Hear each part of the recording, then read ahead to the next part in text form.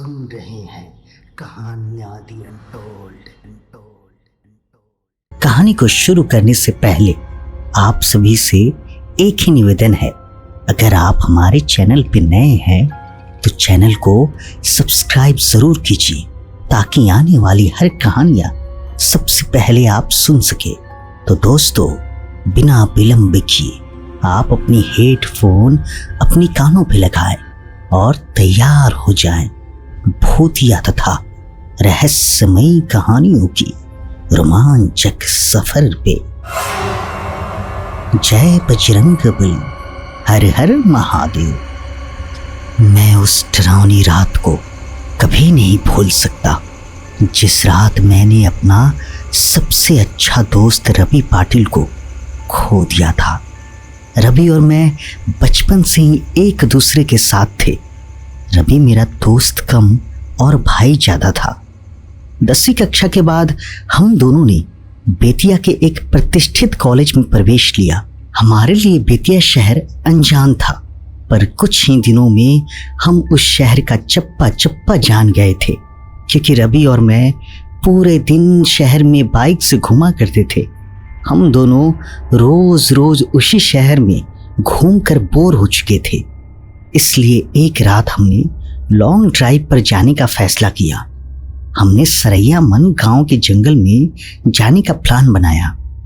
हम सरैया मन गांव के जंगल में कभी गए नहीं थे, पर हमने सिर्फ इतना सुना था कि सरैया मन गांव का जंगल सिर्फ नाम का जंगल है, क्योंकि वहां हरे भरे पेड़ों के सिवाय कुछ नहीं था। क्योंकि उस जंगल में जो भी जंगली जानवर थे वो शिकार के कारण खत्म हो चुके थे, इसलिए रात में लॉन्ग ड्राइव पर जाने के लिए वह जंगल बिल्कुल सुरक्षित था। और उसी रात पूर्णमासी की रात भी थी, मौसम भी अच्छा था, इसलिए मैं रवि के साथ सरैया मन गांव के जंगल में जाने के लिए राजी हो गया। रात के 11 बजे हम सरैया मन गांव के जंगल में दाखिल हो गए। हमने जैसा सुना था वैसे ही जंगल का रास्ता मक्खन की तरह मुलायम थी। हमारी बाइक हवा से बातें करने लगी थी।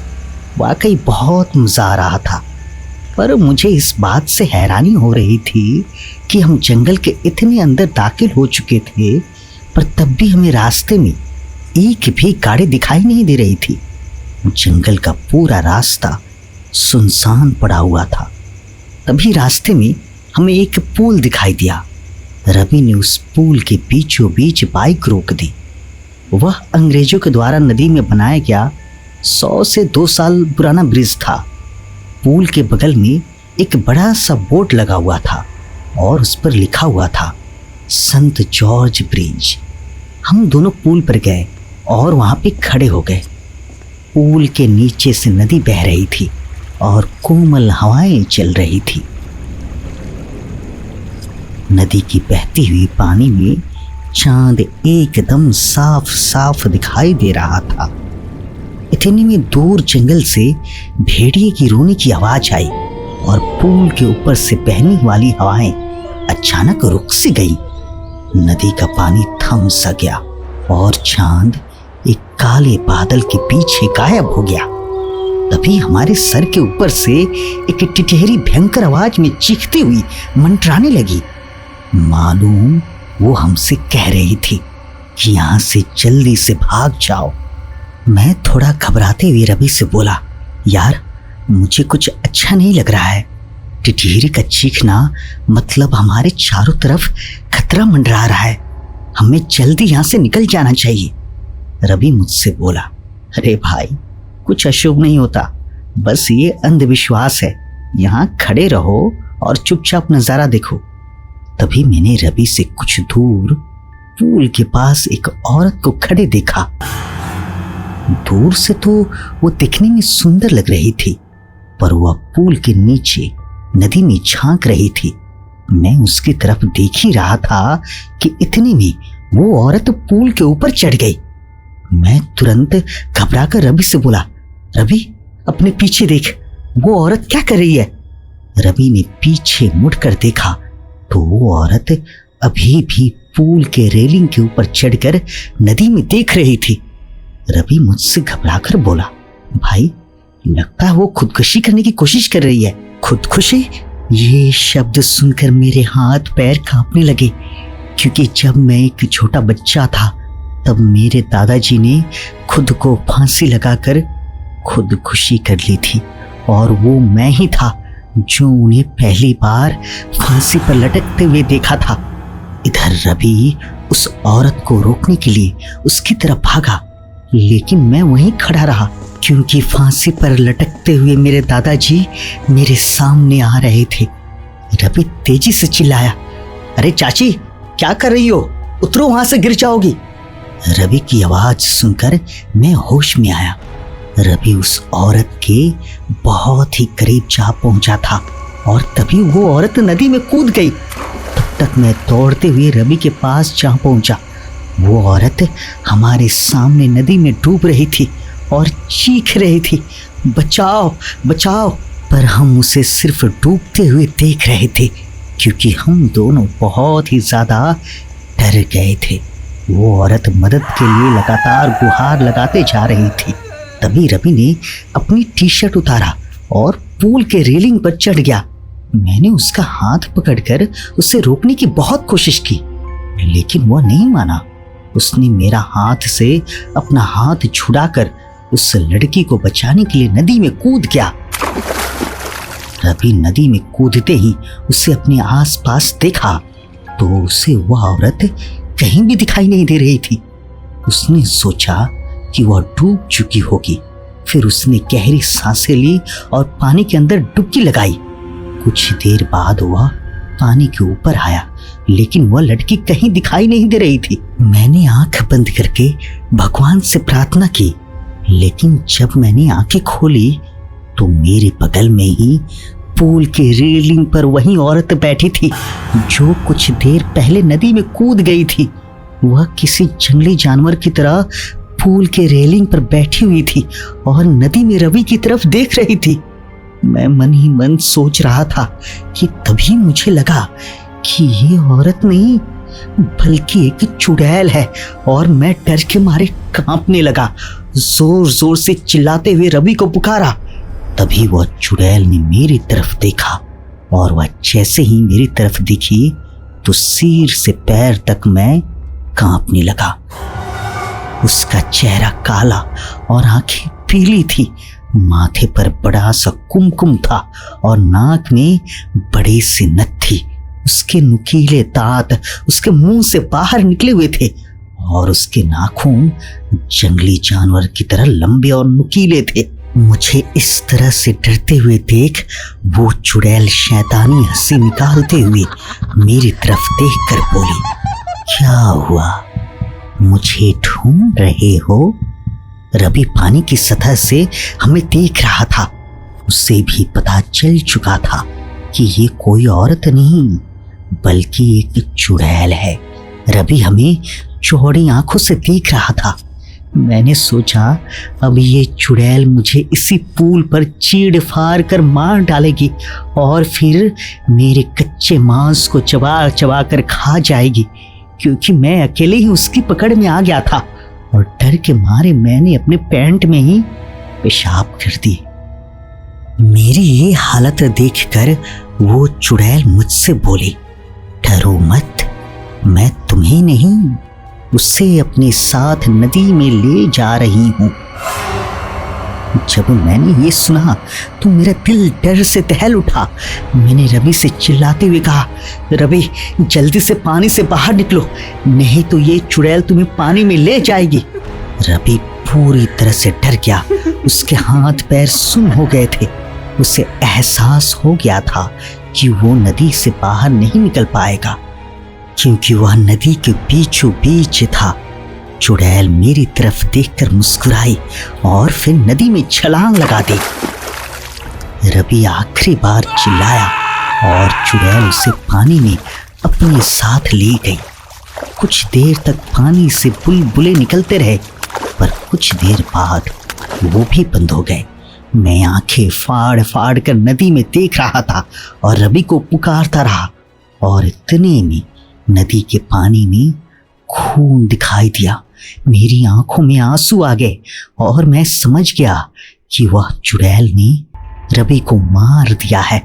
मैं वो सदमा बर्दाश्त नहीं कर पाया और मेरी आंखों के सामने अचानक अंधेरा छा गया और मैं उसी जगह बेहोश हो गया। जब मुझे होश आया तब सुबह हो चुकी थी। मैं 4-5 लोगों से घिरा हुआ था। पूल पर काफी सारे लोगों की भीड़ जमी हुई थी। लोग पूल के नीचे झांक कर देख रहे थे।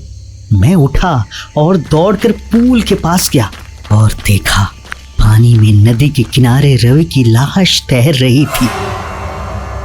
उस चुड़ैल ने बड़े ही बेदर्दी से रवि के सीने से दिल निकाल दिया था और मेरा सबसे अच्छा दोस्त मुझे छोड़कर चला गया था। उस दिन मुझे सरैया मन गांव के लोगों से पता चला कि उस नदी में 100 साल पहले से किसी चुड़ैल का वास था। असल में हुआ ये था कि अंग्रेजों के ज़माने में एक अंग्रेज अफसर ने सुंदरा नाम के एक औरत का बलात्कार किया था। ये बात आसपास के हर गांव में फैल गई थी। इसी कारण सुंदरा से गांव की कोई भी औरत बात नहीं करती थी, क्योंकि सभी लोग कहते थे कि उसकी पवित्रता नष्ट हो चुकी है। गांव के लोग उसे हर दिन ताने मारते। कुछ दिन बाद सुंदरा के पति ने भी उसे छोड़ दिया। तब सुंदरा अपने घर चली आई। सरैया मन गांव ही उसका मायके था, लेकिन वहां भी उसे बहुत सारी बेइज्जती झेलनी पड़ी। वह हर दिन लोगों के ताने सुनकर तंग आ गई थी। इसलिए एक दिन पूर्णमासी की रात सुंदरा ने सरैया मन के संत जॉर्ज ब्रिज से नदी में कूदकर खुदकुशी कर ली। मरने के बाद वह चुड़ैल बन गई और पूर्णमासी की रात सुंदरा उस ब्रिज पर आती थी और लोगों को इसी तरह कपट से अपना शिकार बनाती थी। सरैया मन गांव के कुछ बुजुर्ग लोग ये भी कहते हैं कि 100 पुरुषों या लड़कों का दिल खाने के बाद वह चुड़ैल फिर से एक सुंदर औरत बनने वाली थी। इसलिए वह सिर्फ पुरुषों और लड़कों को अपना शिकार बनाती थी और उसका दिल कच्चा चबा जाती थी। रवि के मरने के बाद सरैया मन गांव के संत जॉर्ज ब्रिज पर कभी भी वह चुड़ैल दिखाई नहीं दी। इसलिए सरैया मन गांव के लोग कहते हैं कि मेरा दोस्त रवि उस चुड़ैल का आखिरी शिकार था और उसके बाद वह फिर से जिंदा और सुंदर स्त्री बन गई। अभी वह किसी आदमी के साथ सामान्य जीवन जी रही होगी। कहानी को शुरू करने से पहले आप सभी से एक ही निवेदन है, अगर आप हमारे चैनल पे नए हैं तो चैनल को सब्सक्राइब जरूर कीजिए। तो दोस्तों, बिना विलंब किए आप अपनी हेडफोन अपनी कानों पे लगाएं और तैयार हो जाएं भूतिया तथा रहस्यमयी कहानियों की रोमांचक सफर पे। जय बजरंगबली, हर हर महादेव। भरी दोपहरी में एक बस चकिया के बस अड्डे पे रुकी और उसमें से एक करीब 6 फीट लंबा आदमी बाहर निकला। उसने एक कसी हुई शर्ट पहनी रखी थी और आंखों पे काला चश्मा लगा रखा था। उसका नाम राजेश था और वो करीब 28 साल का एक युवा ऑफिसर था। उसकी बहादुरी के चर्चे आसपास के गांवों में मशहूर थे। राजेश बड़ी से बड़ी हथियारों की गुत्थी सुलझाने में माहिर था।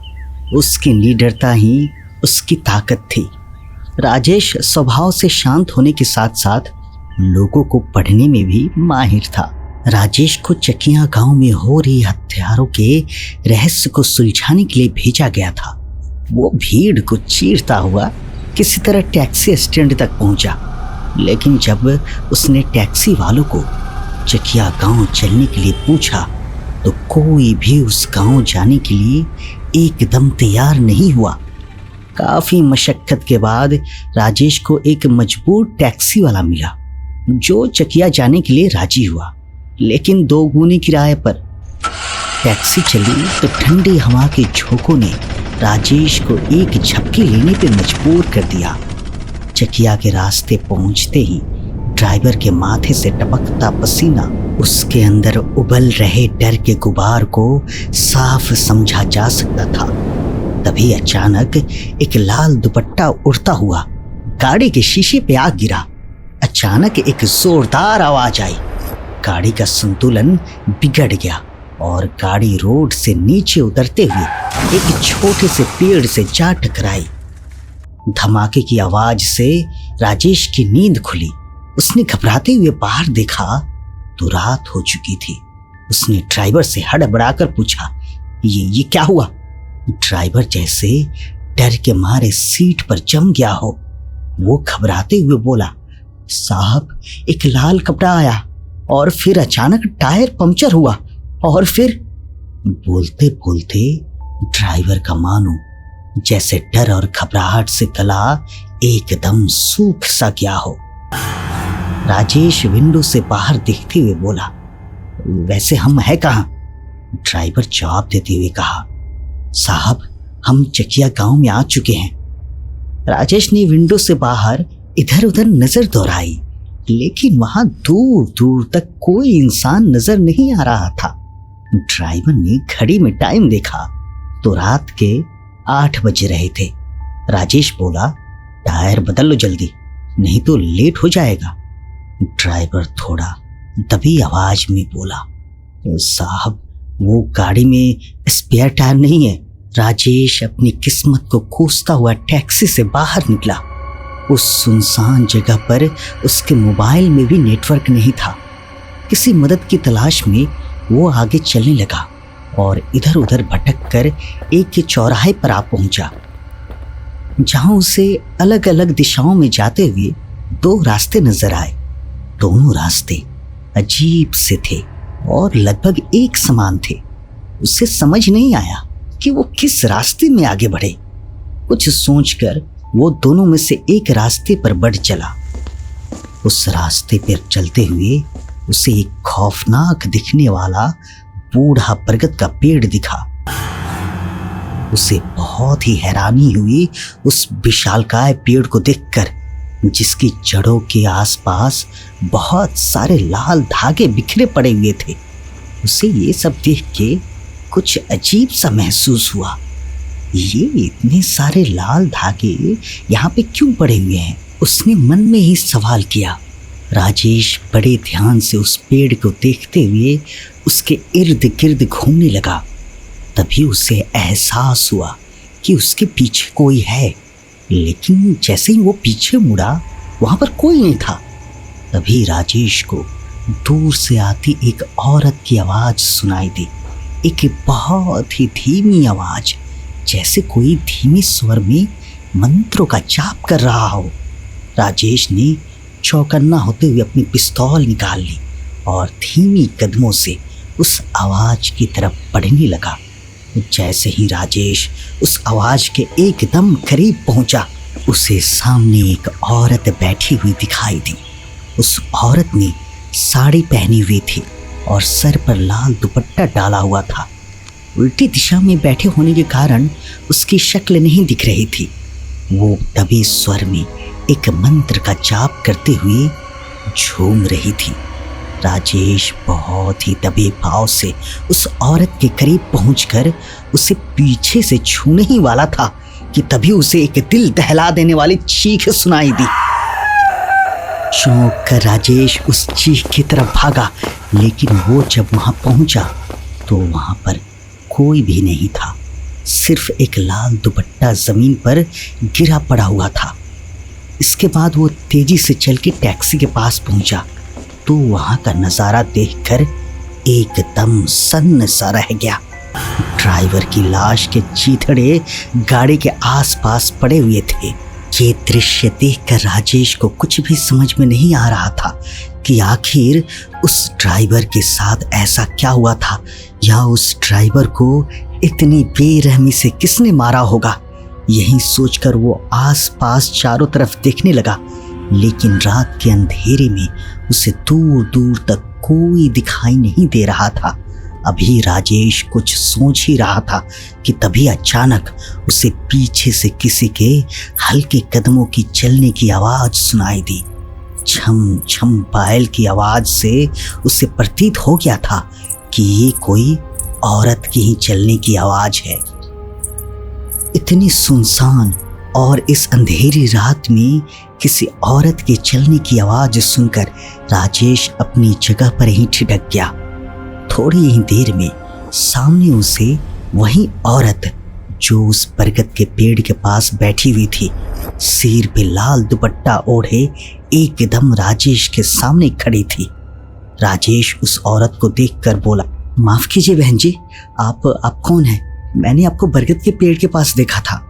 वो औरत राजेश की बात सुनकर कोई जवाब नहीं दी, बस अपना सिर को नीचे झुकाए रखी। राजेश के बार बार पूछने के बाद भी उस औरत ने एक शब्द नहीं बोला। अब राजेश को थोड़ा बहुत डर लगने लगा था, क्योंकि ड्राइवर की ऐसी हालत और वो सुनसान इलाका, राजेश के मन के अंदर एक अजीब सा डर का खौफ पनप रहा था। अपने पूरे कैरियर में ऐसी स्थिति उसने कभी नहीं देखी थी। बहुत सारे केस को सॉल्व किया था उसने, लेकिन उसने अपने जीवन में ऐसी परिस्थिति पहली बार देखी थी। राजेश को अब कुछ भी समझ में नहीं आ रहा था कि वो क्या करे। अंत में साहस करके वो एक बार फिर उस औरत से पूछने लगा, कौन है आप जवाब क्यों नहीं देती? अगर आप जवाब नहीं दोगे मुझसे बुरा कोई नहीं होगा। इतना सुनते ही वो औरत धीमी धीमी कदमों से राजेश की तरफ बढ़ने लगी। वो औरत राजेश के एकदम पास पहुंचकर अपना सिर जैसे ही ऊपर उठाई तो जो दृश्य राजेश के सामने था वो देखकर राजेश के दिल की धड़कन मानो एकदम रुक सी गई। उस औरत की लाल लाल आंखें थी, चेहरे एकदम खौफनाक, दांतों से और जीभ से खून टपक रहा था। इतना देखकर राजेश अपनी पिस्तौल निकालकर उस औरत पे तान दी और लगातार पूरी की पूरी पिस्तौल उस औरत पे खाली कर दी। लेकिन गोली लगने के बाद भी वो औरत अपनी जगह से टस से मस नहीं हुई और वो औरत जोर जोर से ठहाके लगाकर हंसने लगी। ये दृश्य देखकर राजेश एकदम अचंभे में था, क्योंकि उसने आज तक चुड़ैल या भूत प्रेत का सामना नहीं किया था, और जब भी कोई कहानी भूत प्रेत या चुड़ैल की सुनता तो उसे यकीन नहीं होता। लेकिन आज उसे यकीन करना पड़ा, क्योंकि आज जो भी घटना उसके सामने हो रही थी वो उसकी सोच के एकदम विपरीत थी। राजेश को अब आभास हो चुका था कि वो बहुत ही बड़ी मुसीबत में फंस चुका है। राजेश को इतना याद था कि अगर भूत प्रेत, डायनों, चुड़ैलों, शैतानों की शक्तियां अगर सामने आ जाए तो हनुमान जी के नाम मात्र से ये सभी दूर हो जाते हैं। राजेश जोर जोर से हनुमान चालीसा का पाठ पढ़ने लगा। हनुमान चालीसा का पाठ पढ़ते ही वो चुड़ैल धीरे धीरे पीछे हटने लगी और जोर जोर से चीखने चिल्लाने लगी। इधर राजेश की हिम्मत और बढ़ती चली जा रही थी। वो लगातार हनुमान जी का पाठ पढ़ते जा रहा था और वो चुड़ैल चीखते चिल्लाते बस पीछे ही चली जा रही थी। वो चुड़ैल काफी पीछे चली गई तो राजेश अपनी पूरी ताकत लगाकर जिधर से आया था उसी की तरफ दौड़ पड़ा। दौड़ते दौड़ते वो उसी बस स्टैंड पे पहुंच गया जहां पे उसने ऑटो लिया हुआ था। कुछ देर तक राजेश यूं ही एक जगह पर खड़ा रहा। उसने आसपास के लोगों से पूछा कि शहर जाने के लिए अभी कोई बस होगा, लेकिन वहां के लोगों ने बताया कि अब सुबह ही बस है। खैर राजेश पूरी रात उस बीते घटना को याद करते हुए बिता दिया। अगली सुबह बस पे बैठकर वो सीधा अपने शहर की तरफ निकल गया।